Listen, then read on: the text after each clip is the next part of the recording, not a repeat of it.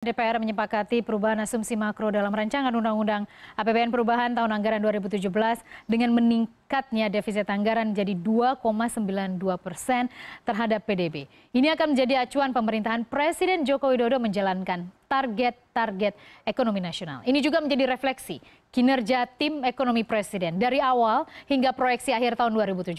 Seperti apa pengelolaan ekonomi Indonesia di tengah membengkaknya defisit anggaran pemerintah?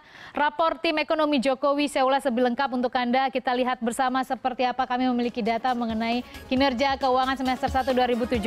Kita belakangan sempat ramai ya beberapa waktu yang lalu terkait potensi reshuffle yang akan dilakukan oleh Presiden Joko Widodo. Barometernya sederhana saja. Ini salah satu barometernya untuk melihat bagaimana kinerja tim ekonomi Jokowi di tengah juga untuk pengelolaan anggaran. Kinerja keuangan semester 1 2017 pendapatan negara terrealisasi 218,2 triliun rupiah, sementara belanja negara lebih besar 893,3 triliun rupiah. Artinya ada defisit. Berapa defisit anggarannya? Anda bisa lihat di sana. 175,1 triliun rupiah. Ini yang harus dipikirkan oleh pemerintah akan bagaimana defisit ini ditambal.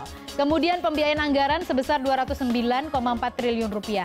Lalu ada angka yang menarik di sana, keseimbangan primer 68,2 triliun rupiah. Mungkin kita bertanya-tanya, apa sih keseimbangan primer? Ribet banget sih istilahnya. Sederhana sekali, berbeda sedikit dengan defisit. Kalau defisit itu adalah pendapatan gaji kita masuk dikurangi dengan pengeluaran. Berapa besar pengeluaran kita per bulan gitu. Tapi kalau keseimbangan primer dalam konteks kinerja anggaran negara, kita lihat itu adalah pendapatan plus hibah, dimasukkan hibahnya, tapi dikurangi dengan pengeluaran tanpa memperhitungkan bunga-bunga utang. Jadi di luar utang gitu ya. Jadi itu adalah keseimbangan primer namanya.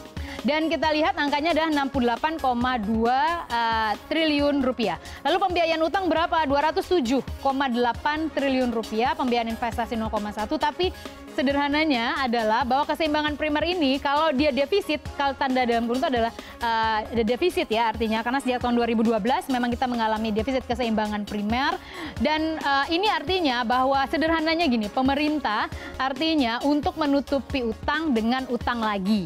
Gitu ya sederhananya, bahwa kalau misalnya pembiayaannya misalnya surplus, keseimbangan primernya surplus, artinya kita bayar utang kita yang lama dengan pendapatan yang kita hari ini ada gitu.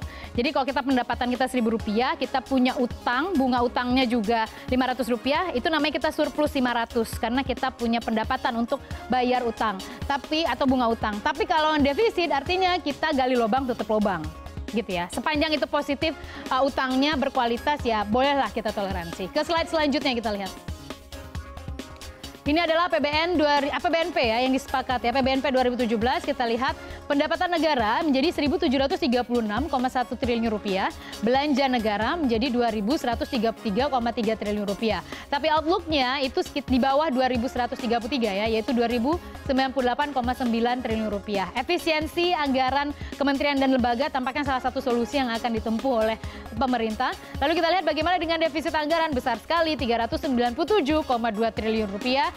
Sama artinya dengan pembiayaan anggaran, angkanya sama dan outlooknya di proyeksi pemerintah ada di Rp362,9 triliun rupiah. Itu yang disebutkan di 2,92% terhadap PDB. Hampir masuk ke batas tertinggi maksimal utang ataupun juga persentase terhadap PDB utang Indonesia. 3% maksimal, sekarang menyentuh 2,92%. Tapi di proyeksi bisa di bawah 3%. Jadi pemerintah mengklaim tidak usah terlalu khawatir. Mereka mengklaim bahwa bisa mengelola anggaran sehingga bisa juga sekitar 2,6% terhadap PDB. Keseimbangan primernya Rp178 triliun rupiah, outlooknya sekitar Rp144,3 triliun rupiah. Tapi keseimbangan primer tadi yang saya sebutkan 68 triliun rupiah tersebut itu lebih besar ya, lebih kecil jumlahnya maaf dibandingkan periode semester 1 2016 yang ada di sekitar 140-an triliun rupiah. Jadi sudah artinya pengelolaan anggaran sudah sangat disiplin tampaknya ya. Lalu kita lihat pembiayaan utang Rp461,3 triliun rupiah dan pembiayaan investasi sekitar 65,2. Ke slide selanjutnya.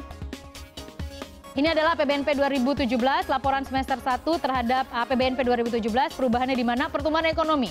Pemerintah yang tadinya sedikit konservatif dengan 5,1% ekonomi tumbuh tahun ini, tapi pada hingga akhir tahun diproyeksi akan lebih baik, menjadi 5,2%. Lalu selanjutnya inflasi dari 4,37% plus minus 1%. Di inflasinya tampaknya bisa ditekan sedikit menjadi 4,3 plus minus 1%.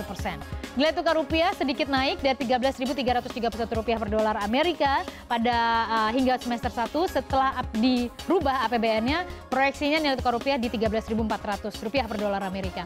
Lalu suku bunga ada di 5,1%, sebelumnya menjadi 5,2%. Dan ini menarik untuk kita lihat, ini adalah rapor tim ekonomi Jokowi menjadi dasar Jokowi untuk melakukan ya mungkin saja potensi reshuffle kabinet masih ada berdasarkan di atas kertas angka rapor tim ekonomi Jokowi. Dan kita lihat masih ada lagi, kita lihat satu lagi slide-nya, dan ini adalah masih terkait dengan APBNP 2017. Untuk harga minyak itu sebelumnya 48,9 dolar per barrel, tapi kemudian diproyeksi sedikit turun jadi 48 dolar Amerika per barrel. Lifting minyak kita yang tadinya 784,2 ribu barrel per hari agak naik tampaknya, ditopang oleh beberapa sumber migas, tampaknya itu akan menjadi 815 ribu barrel per hari.